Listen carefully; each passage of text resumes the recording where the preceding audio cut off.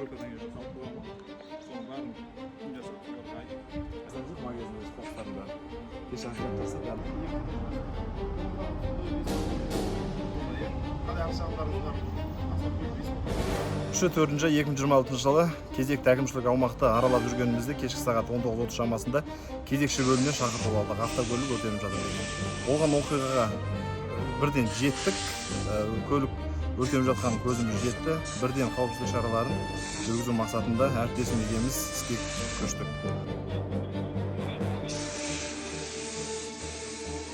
Және де өрт толығымен сөндіріп болғаннан кейін автокөліктің иесі анықталып, ол кісіні оқиға орнына шақырттық.